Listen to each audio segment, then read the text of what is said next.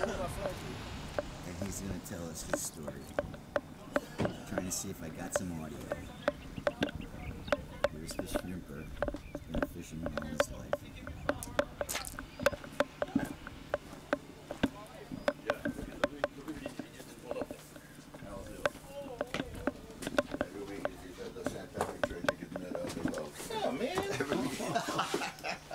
Let me make sure I got it. My name is Roland Phillips, born and raised on Grand Bayou, Louisiana.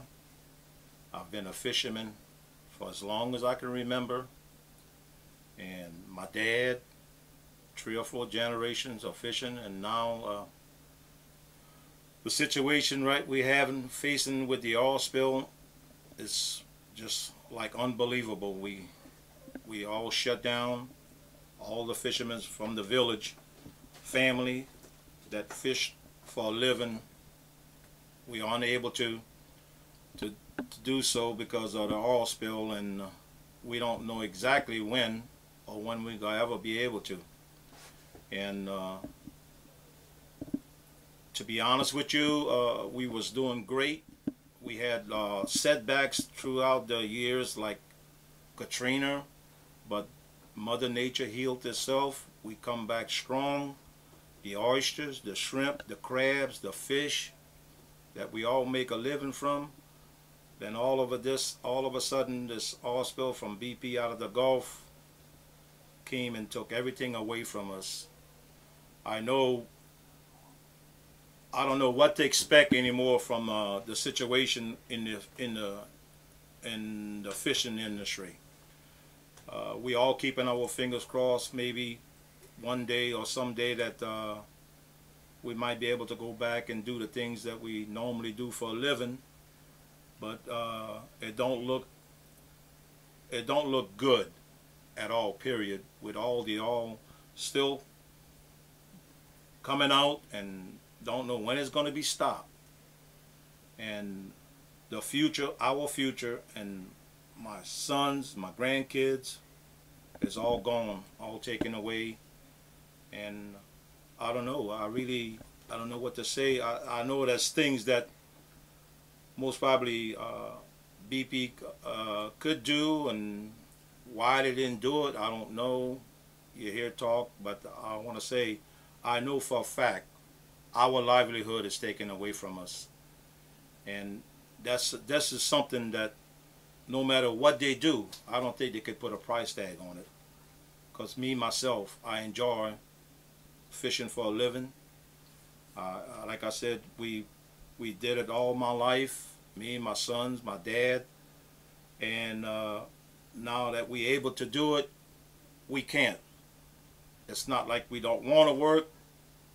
Fine, maybe we'll probably go work for BP. That's good too. But 20 years down, 10 years down the line, if everything is going away, then BP done pull out, or even if the next year BP pull out, we still stuck with a situation that we aren't able to fish. And even if they tell us that they cleaned up everything, and that's the situation what I'm scared of.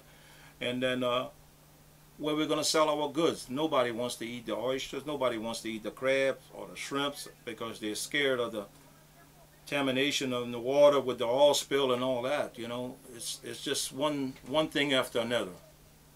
And I just hope and pray that things gonna get better.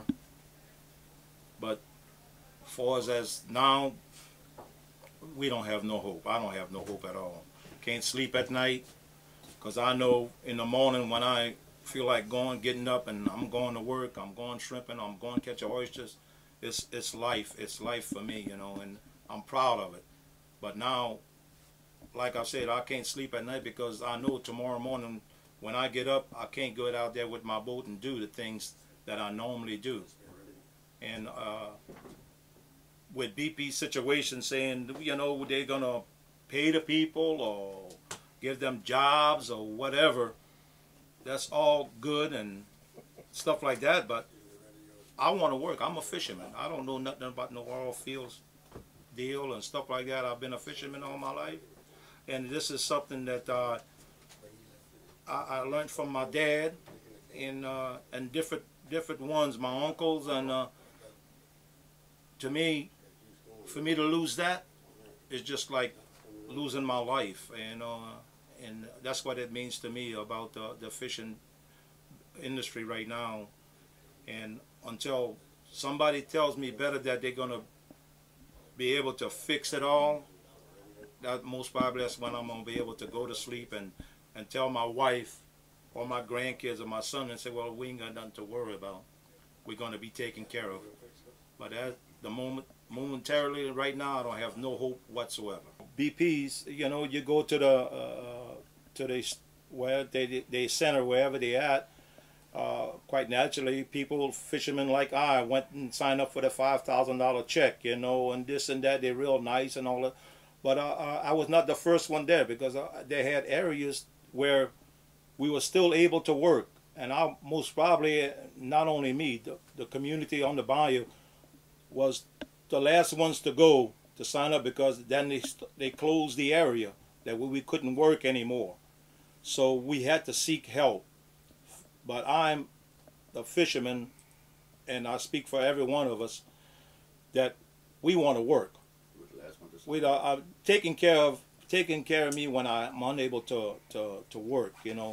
That's another thing. But BP is responsible for us not being able to work right now. And like I'm saying, I'm willing to work. Put me to work, and I'll be all right.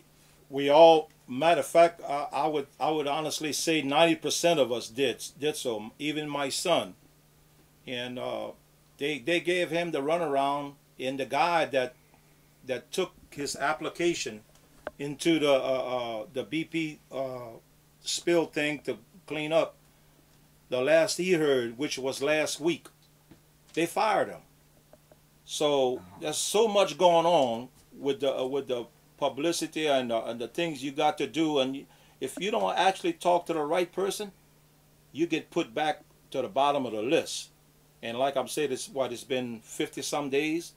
We all still been waiting to go do but people out of state, mostly people out of state, we know that's been hired on, and the oil spill is right in our backyard. I mean, almost in our bed, and we can't go to work. All our boats are tied up right now too. All our boats, you see our boats there, they're all tied up. The docks that we normally sell our goods to, they stopped buying the seafoods to go to work for BP.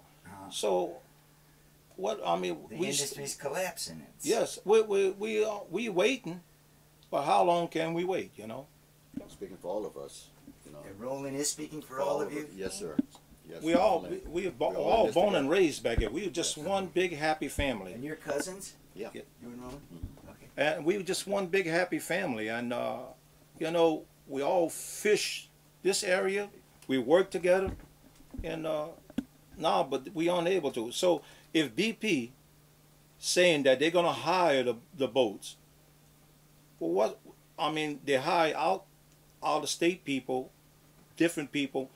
What's wrong with the local people? The problem I have with this, who knows the area better than the local people? I'm born and raised here. Right. I can take you from here to Alabama by boat, all the way to Texas. I mean, that's no problem. But yet we still tied up. We still and waiting. And then I know they got so much to do. I know BP's biggest concern is right now is to get this thing shut off. But in the meantime, we got to live. Right. I wanna go home and bring a paycheck to my wife and my kids.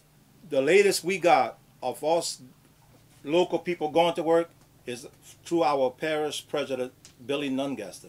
Yeah. He's the last told us that he's definitely going to put all of us to work. So thank God for that. Hopefully this week. So if BP put us to work, our president of the parish is going to put us all to work.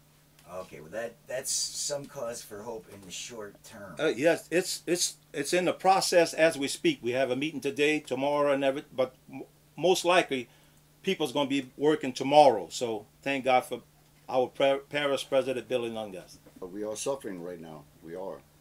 As a fisherman and all, that's all we do is fish. And BP is helping, in a way, but it's not our way of living. We don't like to take hands out and all. We don't. Really, we like to go out there and work. got to go shrimping and oyster and crabbing and all, and make us an honest dollar, you know. Which we appreciate what BP is doing, you know, giving us, you know, a few dollars there, but is it enough? How long is it going to last and everything? We don't know what to do. And the only thing we know how to do is fish. The last news I heard early this morning on the news, that they're already talking about BP going